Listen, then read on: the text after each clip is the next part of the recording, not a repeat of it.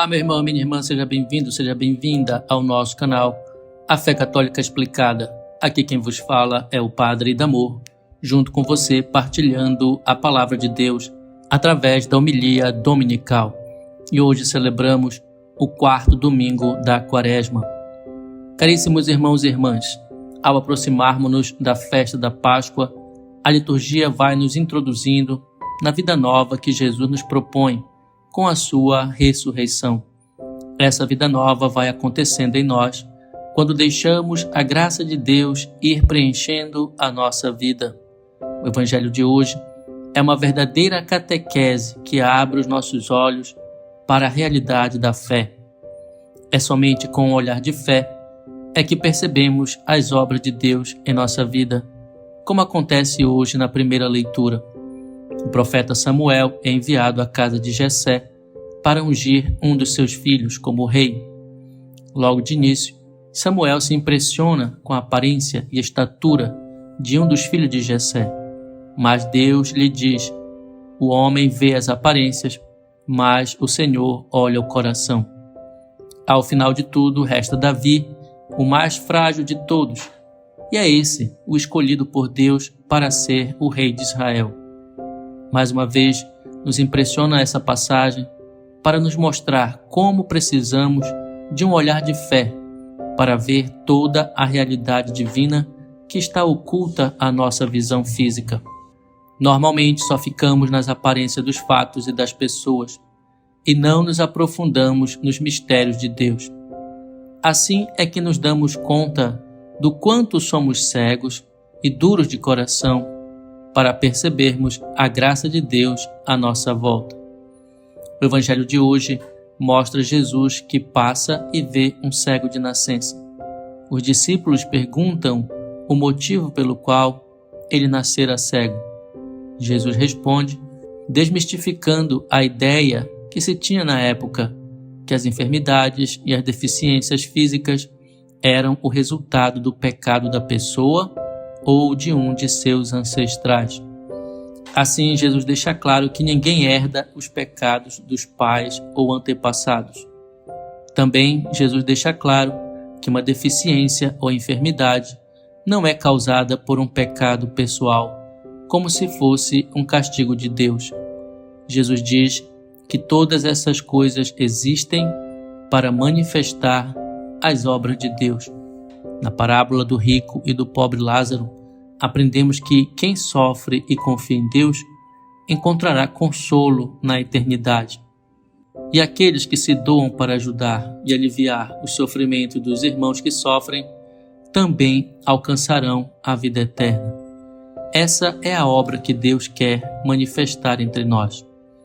O cego do Evangelho representa os judeus que não queriam aceitar as obras de Deus manifestadas através de Jesus, e representa também a humanidade que ainda caminha na cegueira espiritual, na escuridão. O cego do Evangelho só tinha um problema físico, mas os judeus tinham uma cegueira espiritual. Aquele homem não tinha a visão física, mas tinha a visão espiritual, ou seja, a fé. Os judeus tinham a visão física, mas não tinham fé. Recusavam-se a ver as obras de Deus manifestadas no cego através de Jesus. Irmãos, a obra que Jesus quer fazer em nossa vida é essa, que tenhamos a visão da fé, que sejamos iluminados por sua luz, que saiamos de nossa cegueira espiritual, do nosso pecado, que possamos perceber a realidade divina à nossa volta, como ela é. Quando isso não acontece, agimos como os judeus no Evangelho, ou seja, duvidamos da graça de Deus, mesmo que ela esteja acontecendo bem diante de nossos olhos. O pior cego é aquele que não quer ver, diz o ditado popular. Irmãos, se pararmos e observarmos bem, o mundo está cheio de cegos. Pessoas com muito conhecimento, com muita instrução, com muita sabedoria, mas sem fé, vivendo numa cegueira espiritual de tal maneira que não conseguem perceber a presença de Deus em suas vidas. Pessoas que duvidam de Deus, que não acreditam em Deus, sem religião, sem a luz de Cristo, imersos nas trevas da incredulidade, que só acreditam na razão e nas ciências, que desprezam a religião e a igreja, que não creem em Jesus. E assim caminha a humanidade. O cego acreditou em Jesus e passou a ver o mundo de uma outra forma. Mas mesmo que aquele homem não fosse cego, se não tivesse a fé, ele continuaria cego para as realidades de Deus. O que isso implica para nós?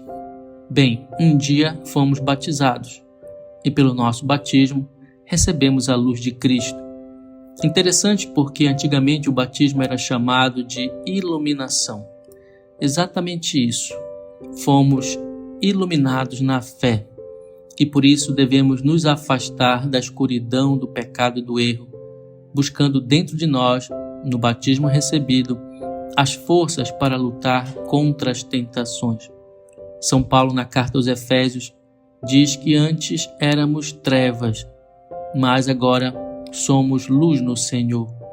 Se um dia fomos batizados e aceitamos a fé em Cristo, nós já recebemos a luz de Cristo. Portanto, temos que viver como filhos da luz e temos que levar essa luz também aos outros. São Paulo nos diz também que os frutos da luz são bondade, justiça e verdade. Portanto, se tudo o que fizermos estiver pautado nessas virtudes, estaremos caminhando na luz do Senhor. Deus espera que sejamos bons, justos e verdadeiros. Se deixarmos a luz de Jesus iluminar nossa vida, não só deixaremos as trevas do pecado, como também ficaremos cheios da luz, que iluminará outras pessoas através de nossas ações e palavras. Irmãos, se formos da luz, se deixarmos a luz de Cristo brilhar em nossa vida, não seremos nem meio cristão e nem meio pagão, pois não dá para viver nessa dualidade. Não dá para ficar em cima do muro.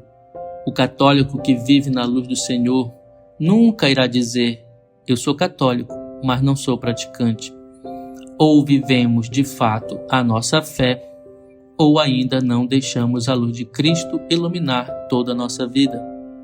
Ou estamos na luz, ou ainda permanecemos nas penumbras das trevas. Não há meio termo. A escolha é sempre nossa. Irmãos, essa é a vida na fé que precisamos sempre estar alimentando. Se um dia fomos do mundo, Jesus nos separou do mundo. Ele nos deu uma visão. Ele nos mostrou um mundo novo, um caminho novo. Não somos mais cegos e não podemos mais agir como tal. Agora somos iluminados pela luz de Cristo e temos que ser luz para o mundo. Temos que pensar como filhos da luz, agir como filhos da luz, não deixar mais as trevas do pecado tomarem conta do nosso coração. Os exercícios quaresmais, que são a oração, a penitência, a caridade, a confissão, são os meios que o Senhor nos dá para expulsarmos as trevas do nosso coração definitivamente e deixar que a luz do Senhor irradie em nossa vida e na vida do próximo. Portanto, deixemos hoje e sempre que o Senhor seja a luz a guiar os nossos pensamentos, sentimentos e ações. Desejo-te então um domingo e uma semana abençoados. Em nome do Pai, e do Filho, e do Espírito Santo. Amém.